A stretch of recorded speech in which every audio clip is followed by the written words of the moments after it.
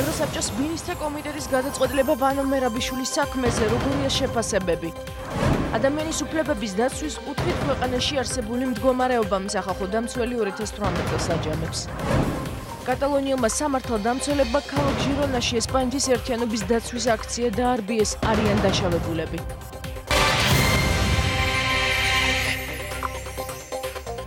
მოგესალმებით, ეთერში ამოამბე 12 საათზე ახალ ამბებს მარიამ ვაშიძე გაგაცნობთ. საკანონმდებლო ორგანო საქართველოს სახელმწიფო და ადგილობრივი ხელისუფლების ინსტიტუციური დიალოგის გენერალურ ფორუმს მასპინძლობს, რომელიც საქართველოში პირველი თვითმმართველობის არჩევნების ჩატარებიდან 100 წლის იუბილეს ეძღვნება. ფორუმზე, რომელსაც საქართველოს ცენტრალური ხელისუფლების და ადგილობრივი თვითმმართველობის 120-ზე მეტი წარმომადგენელი ესწრება, განხილვის მთავარი თემა ადგილობრივი თვითმმართველობის რეფორმა. ღონისძიების მონაწილეებს სიტყვის მიმართეს პრემიერმა, პარლამენტის თავმჯდომარემ, ინფრასტრუქტურის მინისტრმა, თბილისის მერმა და ევროკავშირის ელჩმა საქართველოში. დეტალურად რას გულისხმობს ადგილობრივი თვითმმართველობის რეფორმა და როგორია ხელისუფლების წარმომადგენლების განცხადებები, ამას თამარ ციკლაური გვეტყვის, რომელიც ახლა ღია ეთერში გვერდდება. თამარ, გისმენთ. დიახ, დეცენტრალიზაციის გეგმა და რეფორმა არის ის მთავარი საკითხი, რაზეც ისაუბრეს სიტყვის გამომცდელებმა სწორედ აი ამ ფორუმის განმავლობაში. უკვე რამდენიმე საათია, რაც მიმდინარეობს ეს ფორუმი საკანონმდებლო ორგანოში და დღეს მონაწილეებს სიტყვით მიმართეს პარლამენტის თავმჯდომარემ და პრემიერ-მინისტრმა აღმასრულებელი ხელისუფლებისა და ასევე საკანონმდებლო ორგანოს ხელმძღვანელი პირების ყურადღებას ამახვილებენ სწორედ იმ რეფორმასთან დაკავშირებით, რომელიც მუშავდება მთავრობის მიერ და რომელიც გულისხმობს დეცენტრალიზაციას.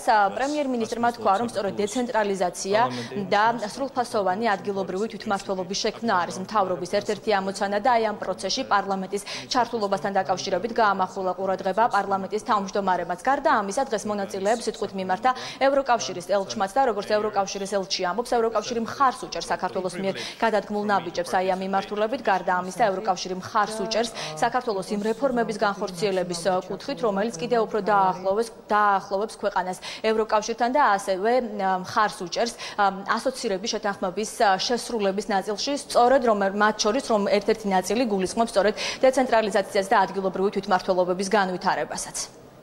მმართველობის დეცენტრალიზაცია და სრულფასოვანი ადგილობრივი თვითმმართველობის შექმნა მნიშვნელოვანია და ჩვენი მთავრობის ერთ-ერთი მთავარი ამოცანა გახლავთ. რა თქმა უნდა, აღნიშნული უნდა განხორციელდეს მთავრობის აქტიური ჩართულობით, პარლამენტთან მჭიდრო თანამშრომლობით, თვითმმართველობებთან კონსულტაციითა და ამავე დროს სამოქალაქო საზოგადოების ძალიან ინტენსიური მონაწილეობით. მნიშვნელოვანია, რომ ყველა მაქსიმალურად ვიზიარებდეთ მომავალი რეფორმების სულისკვეთებას და გეგმაზომიერად ვიმუშაოთ ამ გზაზე საერთო წარმატებისთვის. როგორც მოგეხსენებათ, ამ მხრივ სახეზეა მრავალი წინ გადადგმული ნაბიჯი. ჩვენ ურყევად მივიწევთ დეცენტრალიზაციის გზით, ადგილზე დემოკრატიული მექანიზმებისყარადასამკვიდრებლად დამატებითი ფინანსური რესურსები იზრდება წლიდან წლამდე. მნიშვნელოვანია გადაიდგას პრაქტიკული ნაბიჯები ისევე იმისათვის, რომ განვითარდეს ადგილობრივი თვითმმართველობის სისტემა საქართველოში. ამისათვის არის პირველ რიგში, რა თქმა უნდა, საჭირო მკაფიო ხედვის არსებობა, დეცენტრალიზაციის სტრატეგიის არსებობა და მოხარული ვარ, რომ ამ საკითხზე აქტიურად მუშაობს მთავრობა, რეგიონული განვითარებისა და ინფრასტრუქტურის სამინისტრო და რა თქმა უნდა, პარლამენტი კიდევ ერთხელ ადასტურებს მსადყოფნას აქტიურად იყოს ჩართული ამ პროცესში. ამ სტრატეგიის უმთავრესი ამოცანა უნდა იყოს, რა თქმა უნდა, დეცენტრალიზაციის განხორციელება, რაც გულისხმობს ადგილობრივი თვითმმართველობებისთვის მეტი უფლებამოსილებისა და მეტი რესურსების გადაცემას. საქართველოს მთავრობამ დაისახა ამბიციური გეგმა რამდენიმე მნიშვნელოვანი მიზნით, რომელთა მიღწევაშიც მას შეუძლია ევროკავშირის მხარდაჭერის იმედი ჰქონდეს. ეს თვალსაჩინო გახდა 21 ნოემბერს საქართველოს მთავრობასა და ევროკომისიის წევრებს შორის გამართულ შეხვედრაზე, რომელიც შეათანხმეს სულ მცირე 25 ერთობლივი ზომა, რაც კიდევ უფრო გააძლიერებს საქართველოს ევროკავშირთან პოლიტიკურ ასოცირებას და ეკონომიკურ ინტეგრაციას. ამ სტრატეგიის შემუშავება და განხორციელება მნიშვნელოვანი იქნება ევროკავშირის მომავალი მხარდაჭერისთვის. დეცენტრალიზაცია განსაზღვრულია როგორც ასოცირების შეთანხმებით, ისე ასოცირების დღის წესრიგით. ევროკავშირი და მისი წევრი ქვეყნები განაგრძობენ საქართველოს არსებითი დახმარებით უზრუნველყოფას. დეცენტრალიზაციის რეფორმის შემუშავების კუთხით აქტიურად მუშაობენ სამუშაო ჯგუფები, რომელიც დაკომპლექტებული არის როგორც აღმასრულებელი ხელისუფლების, ისე საკანონმდებლო ორგანოს, ასევე ადგილობრივი თვითმმართველობების წარმომადგენლებისა და სამოქალაქო სექტორის წარმომადგენლებით. სწორედ აი ამ საკითხზე გაამახვილა დღეს ყურადღება სიტყვით გამოსვლისას ინფრასტრუქტურის მინისტრმა, ვინაიდან სწორედ ინფრასტრუქტურის სამინისტრო უწევს კოორდინირებას აი ამ სამუშაო ჯგუფებს. ინფრასტრუქტურის მინისტრმა თქვა, რომ დეცენტრალიზაციის გეგმა სამი ძირითადი პრინციპისგან შედგება და ერთ-ერთი პრინციპი არის მაგალითად თავად თვითმმართველობების უფლებამოსილებების გაზრდა, ასევე და ფინანსების ზრდა და ასევე კარგი მმართველობა. ეს არის ის სამი ძირითადი პრინციპი, რასაც გულისხმობს დეცენტრალიზაციის რეფორმა.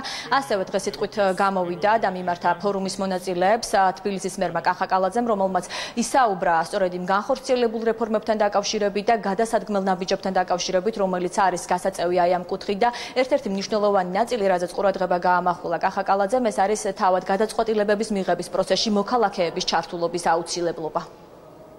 დეცენტრალიზაციის სტრატეგია მოიცავს სამ ძირითად მიმართულებას. პირველი არის თვითმმართველობის უფლებამოსილებები. ჩვენ ყველანი ვთანხმდებით, რომ უფლებამოსილებები უნდა გაფართოვდეს. მეორე სფერო არის ფისკალური დეცენტრალიზაცია და აქ თვითმმართველობას მეტი საქმის გასაკეთებლად ბუნებრივია სჭირდება მეტი ფინანსური რესურსი, ინსტრუმენტები და შესაძლებლობები. და მესამე ეს არის კარგი მმართველობა, იმიტომ რომ თვითმმართველობა უნდა აკმაყოფილებდეს ასევე გამჭვირვალობის და ანგარიშვალდებულების ყველა პრინციპს. მე როგორც დედაქალაქის მერმა მინდა აღვნიშნო, რომ თბილისელები ყველაზე კარგად გრძნობენ დედაქალაქის გულისცემას. მნიშვნელოვანია, რომ ამ კუთხით მკვეთრად გაიზარდა მოქალაქეების ცნობიერება და დღეს ისინი აქტიურად იზიარებენ საკუთარ პასუხისგებლობასაც, შესაბამისად ქალაქის საკეთილდღეოდ ზრუნავენ და მე მივესალმები ზოგადად მოსახლეობის ჩართულობას იმ მნიშვნელოვანი პროექტების განხორციელებაში, რომელიც ჩვენ გვაქვს გაგეგმილი და რომელსაც ვაკეთებთ. ამ ყველაფრის პასუხად მოსახლეობა ადგილობრივი ხელისუფლებისაგან სწრაფ და ეფექტურ გადაწყვეტილებებს მოითხოვს, ჩვენ კი ჩვენი მხრივ შემხედრ ნაბიჯებს ვდგავთ. ამას უკვე განხორციელებული და დაგეგმილი პროექტები, არაერთი მნიშვნელოვანი პროექტი ადასტურებს. ფორუმი ამ წუთებშიც მიმდინარეობს და ის კიდევ რამდენიმე საათის განმავლობაში გაგრძელდება. ფორუმის ფარგლებში სიტყვით გამომსვლელები ბუნებრივია საუბრობენ სწორედ იმ რეფორმებთან დაკავშირებით და ისაუბრებენ იმ რეფორმებთან დაკავშირებით, რომელიც გადასადგმელია ადგილობრივი თვითმმართველობების განვითარების და გაძლიერების კუთხით და დღევანდელ ფორუმს 120-ზე მეტი წარმომადგენელი ესწრება როგორც ადგილობრივი თვითმმართველობებიდან, ასევე ცენტრალური ხელისუფლებიდან. მადლობთ, თამარ ციკლაური საუბრობდა პირდაპირ ეთერში. ევროსაბჭოს მინისტრთა კომიტეტმა ვანო მერაბიშვილის საქმეზე მიღებული გადაწყვეტილება გამოაქვეყნა. გადაწყვეტილებაში საუბარია მერაბიშვილის საქმიდან გაყვანის საქმის გამოძიებასა და ასევე მის წინასწარ დაკავებაზე. ამ გადაწყვეტილებას განსხვავებული შეფასებები მოყვა მართლ და ოპოზიციურ პარტიებში. დაწერია გადაწყვეტილებაში და როგორ აფასებენ მხარეები მას, გიორგი კობერიძე გვეტყვის. გიორგი, მოგესალმებით და გისმენთ. გადაწყვეტილება, რომელიც ევროსაბჭოს მინისტრთა კომიტეტის ვებგვერდზე გამოქვეყნდა 8 პუნქტისგან შედგება. ერთ-ერთ პუნქტში საუბარი არის ვანო მერაბიშვილის წინასწარ დაკავებასთან დაკავშირებით. ამ პუნქტში წერია, რომ მე მოკლე ამონარის გავაცნობ მაყურებელს, აღნიშნული საქმე ეხება მეხუთე მუხლის მესამე ნაწილის დარღვევას, ვინაიდან გვაქვს საკმარისად დასაბუთებული სამართლებრივი გადაწყვეტილებები მომჩივანის ვანო მერაბიშვილის წინასწარ დაკავებასთან დაკავშირებით გამომდინარე სერიოზული ეჭვიდან, რომ ადგილი აქვს ერთთან რამდენიმე დარღვევას. აქვე ევროსაბჭოს მინისტრთა კომიტეტი წერს, რომ რადგან წინასწარი პატიმრობის პერიოდი მთავარი პროკურორის მიერ გამოყენებული იქნა არასამართლებრივი მიზნისთვისაც. აქვე ამავე დასკვნაში საუბარია, აღნიშნულია, რომ მომჩივანის მოთხოვნა სრულად არის დაკმაყოფილებული და მას მიეცა საშუალება ხელახლა დაიწყოს სამართლა წარმოება ამ საქმესთან დაკავშირებით. მაშინ, როდესაც ამავდროულად ის კონსოლიდირებულ პატიმრობას იხდის, რომელიც 2020 წლის თებერვალში სრულდება იმ დანაშაულებებისთვის, რომელიც წინამდებარე საქმესთან კავშირში არ არის. როგორც იუსტიციის მინისტრი, რომლის უწყებაც ამ კომიტეტის მიერ გამოქვეყნებულ დასკვნას ესწრებოდა 4 დეკემბერს აღნიშნავს, რომ ამ შემთხვევაში საუბარი არის ვანო მერაბიშვილის წინასწარი პატიმრობის გახანგრძლივებაზე და სასამართლო კომიტეტმა მიუთითა, რომ ამ შემთხვევაში არ იყო მოსამართლის გადაწყვეტილება დასაბუთებული და ეს იყო მხოლოდ სიტყვიერი. ასევე თეატრულკიანი აღნიშნავს, რომ კომიტეტი ამ დასკვნაში საუბრობს იმაზე, რომ ვანო მერაბიშვილის გათავისუფლება მიზანშეწონილი არ არის. ჩაითვალა, რომ პირი, რომელიც სხვადასხვა განაჩენის საფუძველზე, მათ შორის გირგვლიანის საქმეზე იხდის სასჯელს, მისი გათავისუფლების მიზანშეწონილება და აუცილებლობა არ არსებობს. ორი საკითხი, რომელზეც ასე ვთქვათ, აღმასრულებელი ორგანო გააგრძელებს ჩვენთან ერთად მუშაობას, ეს არის როგორც უკვე აღინიშნა საკრიდან გაყვანის ეპიზოდის გამოძიების საკითხი და მეორე ის, რომ პატიმრობის გაგრძელების გადაწყვეტილების მიღებისას მოსამართლეებმა უკეთესად დაასაბუთონ საკუთარი გადაწყვეტილებები. თუმცა იქვე აღინიშნა, რომ ეს დარღვევა არ აქცევდა ვანო მერაბიშვილის წინასწარ პატიმრობას და დაკავებას უკანონოდ და არც არსებობდა ამიტომ მისი გათავისუფლების საფუძველი. ამ გადაწყვეტილებას განსხვავებული შეფასებები მოყვა პოლიტიკურ წრეებში, როგორც მმართველი გუნდის წარმომადგენლები ამბობენ, ევროსაბჭოს მინისტრთა კომიტეტის გადაწყვეტილებამ კიდევ ერთხელ დაადასტურა, რომ ვანო მერაბიშვილის დაკავება პოლიტიკური მიზნებით არ მომხდარა, ხოლო იმ საქმეს, რაც შეეხება მისი საკრიდან სავარაუდო გაყვანას, ამაზე საგამოძიებო პროცესი მიმდინარეობს, რაც შეეხება მერაბიშვილის ყოფილი თანაგუნდელების პოზიციას, როგორც ნაციონალურ მოძრაობაში ამბობენ, ამ გადაწყვეტილებას ინტერპრეტირებას ახდენს იუსტიციის მინისტრი და ხელისუფლება მათივე შეფასებით ჩაიდინა მძიმე დანაშაული, როდესაც ვანო მერაბიშვილი საკრიდან გაიყვანა მასზე ზეწოლის განხორციელების მიზნით. სამწუხაროდ ქალბატონი წულუკიანისგან სპეკულაციების სტანდარტია ზოგადად, აქამდეც გვიმტკიცებდა, რომ არც არაფერი არ იყო სტრასბურგის წინა გადაწყვეტილებაში საერთოდ ვანო მერაბიშვილთან დაკავშირებით, თუმცა განსხვავებულად აღმოჩნდა და ყველა განმარტება განსხვავებული იყო. ერთი რამ ფაქტია. ვანო მერაბიშვილის ციხისთან გაყვანასთან დაკავშირებით ხელისუფლება მალავს ძალიან დიდ დანაშაულს და ამაში უკვე ეჭვიარეპარება მსოფლიოს არც ერთ იურისტს, მოსამართლეს თუ ნებისმიერ ადამიანს. ერთი პოლიტიკური საკითხი, რომელიც გახდა ოპოზიციის მხრიდან სერიოზული სიცრუის გავრცელების საფუძველი და საბაბი, ეს იყო ის, რომ ვანო მერაბიშვილის მიმართ პირდაპირ ამბობს სტრასბურგი, რომ ის არ იყო პოლიტიკური დევნის მსხვერპლი, როგორც ეს აპირებს წარმოაჩინოს ოპოზიცია. პირდაპირ ხაზგასმით არის ამაზე მითითებული როგორც გადაწყვეტილებაში, ასევე თავად მინისტრთა კომიტეტი საუბრობს ამაზე. მეორე მნიშვნელოვანი საკითხი, გამოძიების საკითხი, კი ბატონო, ეს საქმე უნდა იყოს ბოლომდე მიყვანილი. ვანო მერაბიშვილის ადვოკატები ოდნავ მოგვიანებით ამ თემაზე აპირებენ სპეციალური პრესკონფერენციის გამართვას. იუსტიციის სამინისტროს ინფორმაციით, ევროსაბჭოს მინისტრთა კომიტეტმა ასევე ამ გადაწყვეტილებაში მიუთითა, რომ ისინი მიესალმებიან სამინისტროს ინიციატივას, რომ მოხდეს საკანონმდებლო ცვლილებები იმ გამოძიებასთან დაკავშირებით, რომელიც მერაბიშვილის საკრიდან გაყვანას უკავშირდება და ეს საკანონმდებლო ცვლილებები უკავშირდება ფარულ მიყურადებას სამხელეო დანაშაულთან დაკავშირებით და ამ საკითხის განხილვა პარლამენტში მომავალ კვირას დაიწყება. მადლობთ გიორგიეს, გიორგი კობერიძე იყო. სახალხო დამცველი 2018 წელს აჯამებს ნინო ლომჯარიამ ადამიანის უფლებების დაცვის კუთხით ქვეყანაში არსებული მდგომარეობა შეაჯამა. მისი განცხადებით, მიმდინარე წელს ომბუდსმენის აპარატში 7350 განცხადება შევიდა. სახალხო დამცველის მიერ ინდივიდუალური განცხადებების განხილვის შედეგად გაცემულია 90 რეკომენდაცია, მომზადდა 11 სპეციალური ანგარიში. ნათია ქენქაძე განავრცობს თემას ახლა ღია ეთერში. ნათია, რაზე ამახვილებს ყურადღებას ომბუდსმენი? სახალხო დამცველის ანგარიში პირველი ადგილი უჭირავს სიცოცხლის უფლების რეალიზაციის პრობლემას და ამ კონტექსტში ნინო ლომჯარიას განხილული აქვს ხორავას ქუჩისა და თემირლან მაჩალიკაშვილის საქმე. ომბუდსმენი აცხადებს, რომ ამ მიმართულებით გამოვლინდა სისტემური პრობლემები, არ მოხდა სათანადო გამოძიება, ასევე არაერთი მოთხოვნის მიუხედავად სახალხო დამცველს არ მიეწოდა საქმის მასალები და საჭიროა ამ მიმართულებით ამ პრობლემების გამოსწორება.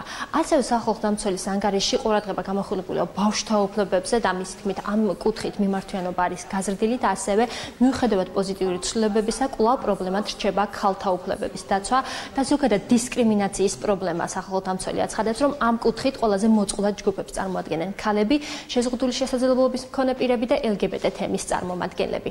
ერთ-ერთ მთავარ გამოწვევად სახალხო დამცველი ასახელებს ფსიქიკური ჯანმრთელობის დაცვას და მისი თქმით, ამ ტიპის ჯანდაცვის დაწესებულებებში არის ძალიან მძიმე მდგომარეობა, განსაკუთრებით ხონის და ბედიანის დაწესებულებები უფლებებში და სახელმწიფომ ამ ვითარების გამოსწორებაზე უნდა იზრუნოს, ასევე ერთ-ერთ გამოწვევად სახელდება შრომითი უფლებების დაცვა ნინო ლომჯარიას განცხადებით, მიუხედავად გადადგმული ნაბიჯებისა, ამ კუთხით კვლავ საგანგაშო მდგომარეობა, რასაც სტატისტიკაც ადასტურებს და აუცილებელია, რომ სახელმწიფომ არსებული ვითარება მისი შესაძლებლობის ფარგლებში მაქსიმალურად სწრაფად გამოასწოროს. სახალხო დამცველის ანგარიში საუბარი არის წინა საარჩევნო გარემოზე, რომელიც მისი შეფასებით იყო ძალადობრივ გარემოში წარმართული. აღნიშნული არის საჯარო მოხელეების მიმართ შესაძლო ზეწოლის ფაქტები, ასევე სახალხო დამცველის განცხადებით ცილისწარმოებლური კამპანია ხორციელდებოდა არასამთავრობო და სადამკვირვებლო ორგანიზაციების მიმართ. მინდა დავიწყო სიცოცხლის უფლებაზე საუბრით. ამ კონტექსტში აღსანიშნავია, რა თქმა უნდა, ხორავას ქუჩაზე მომხდარი მკვლელობის საქმე და სიცოცხლის უფლების დაცვა სახელმწიფოს ავალდებულებს, რომ სიცოცხლის მოსპობის საქმეებზე აწარმოოს ეფექტური გამოძიება, თუმცა სახალხო დამცველის შეფასებით აღნიშნულ საქმეზე არ ჩატარებულა მთელი რიგი აუცილებელი და გადაუდებელი საგამოძიებო მოქმედებები და შესაბამისად დანაშაულის ჩამდენი ყველა პირი ამ ეტაპისათვის არ არის პასუხისგებაში მიცემული. ასევე აღსანიშნავია თემილნან ჩალიკაშვილის გარდაცვალების საქმე, რასთან დაკავშირებითაც მათ შორის საქართველოს პარლამენტმაც გაიზიარა სახალხო დამცველის რეკომენდაცია და დაავალა პროკურატურას გამოძიების დროულად დასრულება, თუმცა ამ დროის მდგომარეობით ჩვენ არ გვაქვს წვდომა გამოძიების მასალებზე. ძალიან მძიმე იყო ბავშვთა უფლებების თვალსაზრისით ასევე წელი, როგორც მოგეხსენეთ, გაზრდილი არის საგრძნობლად ბავშვთა უფლებების დარღვევების შესახებ მომართვიანობა და მათი უმრავლესობა შეეხება ოჯახში საგანმანათლებლო დაწესებულებებში თუ სახელმწიფო ზრუნვაში მყოფი ბავშვების მიმართ ძალადობას, ბავშვთა სიღარიბეს და არასათანადო სოციალურ მდგომარეობას. მოკლეს შეჯამებაში მოცემული ეს და კიდევ სხვა პრობლემები თავს მოიყრეს უკვე სახალხო დამცველის ვრცელანგარიშში, რომელიც გაზაფხულზე მომზადდება და მასში საუბარი იქნება ყველა პრობლემულ საკითხზე, რომელსაც ომბუდსმენი მნიშვნელოვნად მიიჩნევს, ყველა განხილულ საკითხზე და მოცემული იქნება კონკრეტული რეკომენდაციები. სახალხო დამცველის ვრცელი ანგარიში პარლამენტს განსახილველად მარტში წარედგინება. მადლობთ ნათია კენკაძე საუბრობდა ღია ეთერში. სპეცოპერაციის შედეგად დაკავებულ მინდია გოგოჭურს ბრალს დღეს წარუდგენეს. სამართალდამცველებმა ის ნაქირავები მინიდან აიყვანეს. მასთან ერთად დაკავებული გიორგი რაზმაძე კი ამ დროისთვის პენიტენციურ დაწესებულებაში იმყოფება. სპეცოპერაციის დროს ამოღებულია ცეცხლსასროლი იარაღი და ჯავშანი ჟილეტი. მინდია გოგოჭურს გამოძება დანაშაულის შეუტყობინებლობას და იარაღის მართსაწინააღმდეგო შენახვას ედავება. შეგახსენებთ, რომ სპეცოპერაცია თბილისში ამაშუკელის ქუჩაზე 6 დეკემბერს გამთენისას ჩატარდა, რა დროსაც ორი პირი აიყვანეს. მინდია გოგოჭური გვიან ღამით მისმა ადვოკატმა მოინახულა. ის სალსახად უთითებს, რომ მისდამი წარდგენილი ბრალდების არც ერთ ფორმულირებაში და არც ერთ ნაწილში ის თავს დამნაშავედ არ ცნობს და მისდამი ამ ბრალდების მადასტურებელი არანაირი კონკრეტული სამხილი გარემოება და მტკიცებულება არ არსებობს. გველოდებით სრულ ფორმულირებას იმ ბრალდებისა, რაც ძალოვანი სტრუქტურის მხრიდან იქნა ჩათვლილი, რომ ამ ბრალდების არსებობის უფლება გააჩნია და ნახოთ, ჩვენ აუცილებლად ჩვენს მამტკიცებას ყველანაირად ეცდებით, რომ დავდოთ. პრეზიდენტის ინაუგურაციისთვის საორგანიზაციო კომისია მუშაობას დღეიდან დაიწყებს. ამის შესახებ განკარგულება პრემიერმა უკვე გამოსცა. კომისიას მთავრობის ადმინისტრაციის უფროსი კახა გახიშვილი ხელმძღვანელებს, შემადგენლობა კი 30 პირით განისაზღვრა. განკარგულების მიხედვით კომისიამ ახლადარჩეული პრეზიდენტის ფისის დადების ცერემონიის სამოქმედო გეგმა უნდა შეიმუშაოს და დასამტკიცებლად მთავრობას წარუდგინოს. მიმდინარე პროცესის დეტალებზე თავად არჩეულმა პრეზიდენტმაც ისაუბრა. ასევე სალომე ზურაბიშვილის თქმით, საქართველოს პოლიტიკურ ცხოვრებაში ახალი ფურცელი იშლება. ინაუგურაციის მერე იწყება ახალი ფურცელი ჩვენი პოლიტიკური ცხოვრების, ჩვენი სახელმწიფო ცხოვრების და მე ამისთვის მზად ვარ. ჩემი მოთხოვნა გეთანხმებით იყო, რომ იყოს ეს დინჯი, სისადავე, ეს ყველაფერი, რაც ქმნის ასეთ ღონისძიებას და ამავე დროს იტოვებს თავის ქართულ ფორმას და თავის ევროპულობას. ინაუგურაციაზე იქნება თუ არა დამარცხებული კანდიდატი გრიგოლ ვაშაძე მოწვეული. თუ კი ინაუგურაციამდე აღიარებული ვიქნები როგორც პრეზიდენტი, იქნება დაპატიჟებული. ღირებულებების დასაცავად საქართველოს დასავლეთის მხარდაჭერა სჭირდება ამ სათაურით არჩეული პრეზიდენტი სალომე ზურაბიშვილის სტატიას გამოცემა Financial Times-ი აქვეყნებს. პუბლიკაციაში ზურაბიშვილი წერს: არჩევნებში ჩემს გამარჯვებას ევროპის და დასავლეთის გამარჯვებად ვაფასებ. საქართველოს კავკასიაში დემოკრატიის დასაყრდენი და ევროპის და ამერიკის ერთგული სამხედრო მოკავშირეა, თუმცა რუსეთს კვლავ ოკუპირებული აქვს ქვეყნის ტერიტორიის 1/5, ეს 2008 წლიდან ასია. ჩვენ გვჭირდება დასავლეთის მტკიცე მხარდაჭერა, რათა ჩვენი ტერიტორიული მთლიანობა დიპლომატიური გზით აღვადგინოთ. მე პირობას ვდებ, რომ ვიქნები ქვეყნის დემოკრატიული განვითარების, ინდივიდუალური თავისუფლების და კანონის უზენაესობის გარანტორი, აცხადებს სალომე ზურაბიშვილი. ოპოზიციის მოთხოვნას ვადამდელ საპარლამენტო არჩევნებთან დაკავშირებით უსაფუძვლოს უწოდებენ მმართველ გუნდში. ქართული ოცნება დემოკრატიული პროცესებიდან გამომდინარე მოუწოდებს ოპონენტებს აღიარონ არჩევნების შედეგები და გაითვალისწინონ სახელმწიფო მეთაურების მიერ გაკეთებული მილოცვები საქართველოს ახლად არჩეული პრეზიდენტის მიმართ. მართლ პარტიაში ამბობენ, რომ ხარვეზებთან დაკავშირებით მიღებულია რეკომენდაციები საერთაშორისო დამკვირვებლების მხრიდან და მზადყოფნას გამოთქვამენ მათი აღმოფხრის მიზნით მუშაობის დაწყებაზე. საარჩევნო სისტემის კიდევ უფრო დახვეწისთვის კი ქართული ოცნება ამბობს, რომ პარლამენტის კარი ყველა ადამიანისთვის ღია. ოპოზიცია კი არალეგიტიმურს უწოდებს საპრეზიდენტო არჩევნებს და მმართველ გუნდს მოუწოდებს ვადამდელი საპარლამენტო არჩევნების ჩატარებას პროპორციული სისტემით. ისევე როგორც ბოლოს ჩატარებულა საპრეზიდენტო არჩევნებმა, ასევე ბოლო პერიოდში ჩატარებულმა სხვადასხვა კვლევებმა, როგორც პოლიტიკურ, ისე სოციალურ საკითხებზე, ნათლად დაგვანახა, რომ მოსახლეობის განწყობა არის მკვეთრად ოპოზიციური, ისინი არ მიიჩნევენ, რომ დღეს ქართული ოცნება გამომხატავს მათ ინტერესებს და ქვეყანას სწორი მიმართულებით მიღყავთ. ამიტომ, რა თქმა უნდა, ერთადერთი გამოსავალი იმ ცვლილებებისა და რეფორმებისათვის, რომლის რეალური მოლოდინი და საჭიროება არსებობს ქვეყანაში, არის ახალი ხელისუფლების ყოლა, რომელიც რეალურად გამოხატოს ამომრჩევლის უმრავლესობის ნებას. ასეთი შეიძლება მივიღოთ მხოლოდ და მხოლოდ პროპორციული წესით ჩატარებული არჩევნების შედეგად, რაც ნაკლებ შანსს უტოვებს ხელისუფლებას მოახდინოს საარჩევნო კანონმდებლობით მანიპულირება. ისინი იგნორირებას უკეთებენ არა მხოლოდ კონკურენტულ გარემოში ჩატარებულ არჩევნებს, არამედ ისინი იგნორირებას უკეთებენ ასევე იმ სახელმწიფო მეთაურების მიერ გაკეთებულ განცხადებებს და მილოცვებს საქართველოს არჩეული პრეზიდენტისადმი, ქალბატონი სალომე ზურაბიშვილისადმი და ეს არ არის დემოკრატიული ნაბიჯი, ამიტომ მე მათ მოუწოდებ და ურჩევ, რომ მათ აღიარონ მარცხი, რაც შეეხება იმ გამოწვევებს, იმ რეფორმების საჭიროებას, რომელიც ეუთოს დამკვირვებლო მისიის ანგარიში არის გათვალისწინებული, საუბარი იმაზე, რომ აუცილებელია საარჩევნო კოდექსის კიდევ უფრო დახვეწა და ამ მიმართულებით ნაბიჯების გადადგმა, ჩვენ ამისთვის მზად ვართ, რომ ჩვენ ეს რეფორმები კიდევ უფრო ინტენსიურ რეჟიმში წარმართოთ. გაერთიანებული ოპოზიციის წარმომადგენლები საქართველოში აკრედიტებულ დიპლომატიური კორპუსის წარმომადგენლებს შეხვდნენ. შეხვედრაზე საუბრის მთავარი თემა საარჩევნო გარემო და შემდგომი სამართლებრივი პროცედურები იყო. ოპოზიციამ დიპკორპუსის ინფორმაცია არჩევნების შემდეგ არსებულ ვითარებაზეც მიეწოდა.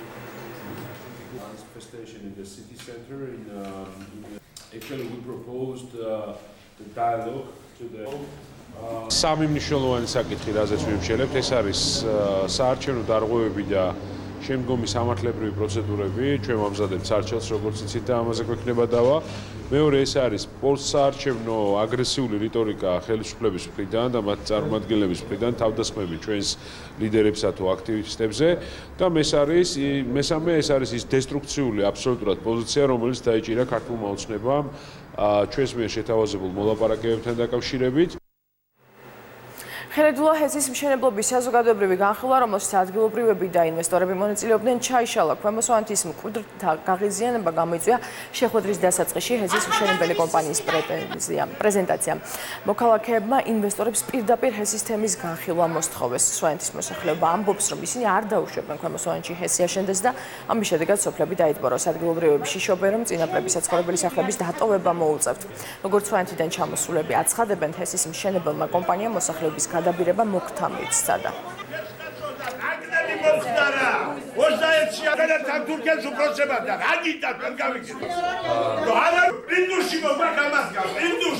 და მოგა კაფი, რომელსაც იმის ქარხანა გააკეთო ლეფტიდან, იქ დაასაკმოლა ადამიანები, რომ იქიდან არ ეცდებოდნენ და წვიმა რაღაცებს და ქოშების ქარხანა ვერ გაუკეთეს აკა და თურქეთიდან მოტანილი ქოშებით შევდივარ დამარხ. 21 საუკუნეში განვითარება არ მოხდება ელექტრიფიკაციის განვითარების გარეშე. სამი ტონე იმის მოერი გადადგუროთ არავინ არ მოგწევს მაგის უფლება. მე ვთხოვ ხელისუფლებას სვანეთი დააკონსერვოს და შემოინახოს მისი დებარეობა გამოიყენოს ტურიზმისათვის, რომელიც უფრო მეტ შემოსავალს მოუტანს საქართველოს ვიდრე ის ჰესი.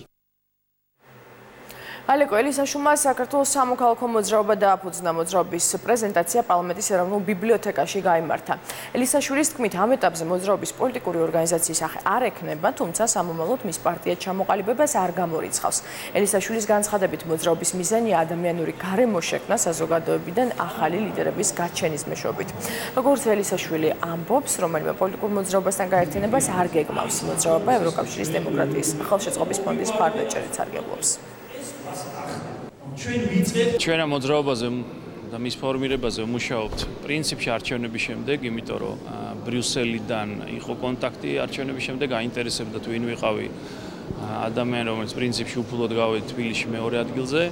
ამიტომ რამდენჯერმე მე და ჩემი თანამოაზრეები ვიყავით ბრიუსელში ჩასულები. თუ ჩვენ ვიგრძნობთ, რომ ჩვენ ვართ უკვე ძლიერი გუნდი, უკვე გვაქვს სათანადო ხედვები ამ ქვეყნის წინსვლის და განვითარების. აი მაშინ არ გამოურიცხავ რომ პოლიტიკურ ორგანიზაციად გადავიქცეთ. 2020 წლამდე არაფერი არ არის გამორიცხული. თუმცა ჩვენი ამოცანა დღეს არის რიგითი ადამიანამდე მივიტანოთ ჩვენი სათქმელი და ეს ადამიანები გავააქტიუროთ. მოძრაობის წევრობაზე ვერაფერს გეტყვით, მაგრამ ისე ვიმეორებ, მე მიხარია რომ საქართველოში ჩნდება ახალი კუნძულები სამოქალაქო ცნობიერების და ჩვენი სახელმწიფოებრიობისთვის ჩემი დაკვირვებით აშკარად სასარგებლო. დაგროვებითი პენსიის საკომუნიკაციო კამპანია რეგიონული შეხვედრებით დაიწყება. დეკემბრის პირველ კვირაში საპენსიო სააგენტოს წარმომადგენლები რეგიონულ ცენტრებში სპეციალურ საინფორმაციო შეხვედრებს ადგილობრივი თვითმმართველობის, არასამთავრობო ორგანიზაციების და რეგიონული მედიის წარმომადგენლებთან გამართა. შეხვედრის ძირითადი მიზანია საპენსიო რეფორმის მნიშვნელობისა და დაგროვებითი საპენსიო რეფორმის მახასიათებლების ადგილობრივი აუდიტორიისთვის წარდგენა და რეფორმის ფართო აუდიტორიაში კომუნიკაციის ხელშეწყობა. ამერიკის შეერთებული შტატების 51-ე პრეზიდენტი ჯორჯ ბუში უფროსი ტეხასში მისი სახელობის ბიბლიოთეკის და მუზეუმის ტერიტორიაზე მეუღლის და ქალიშვილის გვერდით სამხედრო პატივი დაკრძალეს. ცერემონიას ოჯახის წევრები და ახლობლები ესწრებოდნენ, მანამდე კი გარდაცვალ პრეზიდენტს პატივი მიაგეს ვაშინგტონში. ეროვნულ საკათედრო ტაძარში სამგლოვიარო ცერემონიას მოქმედი და ყოფილი პრეზიდენტები მეუღლეებთან ერთად ესწრებოდნენ. ქუჩაბაც კი ჯორჯ ბუში უმცროსის ცხედარი ჯერ ჰიუსტონში, შემდეგ კი საგანგებოდ გამოყოფილი მატარებლით ქალაქ კოლეჯ სტეიშენში გადაასვენეს. მატარებელს გზად ტეხასის მაცხოვრებლები დროშებით ხვდებოდნენ და ექს-პრეზიდენტს პატივს მიაგებდნენ. გაეროში ამერიკის ელჩის თანამდებობაზე პრეზიდენტის სახელმწიფო დეპარტამენტის ოფიციალურ წარმომადგენელს ჰიზერ ნაუერს დანიშნავს. ამის შესახებ ინფორმაციას სამ წყაროზე დაყნობით ბლუმბერგი აქვეყნებს. პრეზიდენტი რომ ჰიზერ ნაუერს კანდიდატურას ამ თანამდებობაზე განიხილავდა, ამის შესახებ უფრო ადრე გამოცემა პოლიტიკო წერდა. ელჩის პოსტი ვაკანტური 19 წლის იანვრიდან გახდება, მას შემდეგ რაც ნიკი ჰეილი ამ თანამდებობას ორწლიანი მოღვაწეობის შემდეგ საკუთარი სურვილით დატოვებს.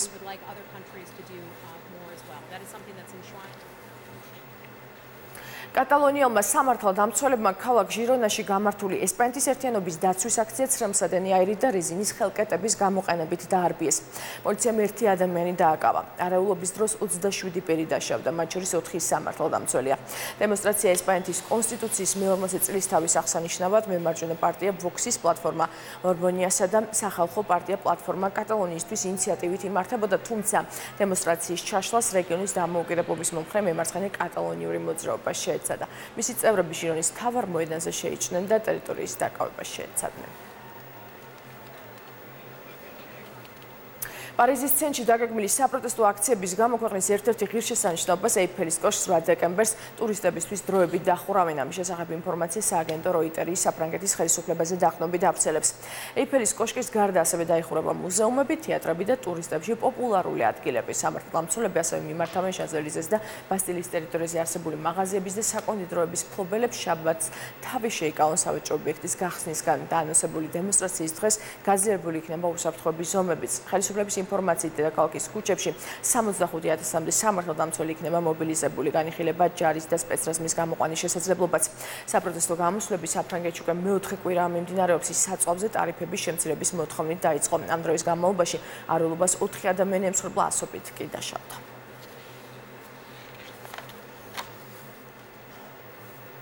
ქართული ნაციონალური ბალეტის საიუბილეო გასტროლი ბულგარეთში გრძელდება. სუხიშვილების კონცერტი სოფიის ცენტრალურ საკონცერტო დარბაზში გაიმართა. საღამოს ქვეყანაში აკრედიტებული უცხო ქვეყნის ელჩები და სხვა საპატიო სტუმრები ესწრებოდნენ. კონცერტამდე კი მიღება მოეწყო. სტუმრებს საქართველოს ელჩი თამარ ლილუაშვილი მასპინძლობდა. ასაბლის გასტროლი 10 დეკემბერს ბულგარეთის ქალაქ ბარნაში დასრულდება. ახლა კი გადავინაცვლოთ ნაშუადღების სტუდიაში, სადაც ელენე თავაძე გველოდება. ელენე, მოგესალმებით. რაზე გაამახვილებს გადაცემა დღეს ყურადღებას? მოგესალმებით მარიამ, შუადღე მშვიდობის. დღეს ჩვენი გადაცემიდან გაიგებთ თუ ვინ და როგორ აპირებს მარსზე ვაზის გაშენებას. ასევე მოგიყვებით თუ რა სიახლეებს უნდა ველოდოთ 2018-2019 წლის სეზონზე სამთო სათხილამურო კურორტებზე. დღეს პარასკევია, რა თქმა უნდა, ნუცა სტუდია ჩვენს ეთერში, ასევე მიმოხილვა სოციალურ ქსელში გავრცელებული საინტერესო ვიდეოების და სიახლეების, რა თქმა უნდა, ჯობას სამზარეულოდ შემოგვიერთდება ახალი და გემრიელი კერძით, ასე რომ დარჩით ჩვენთან ერთად.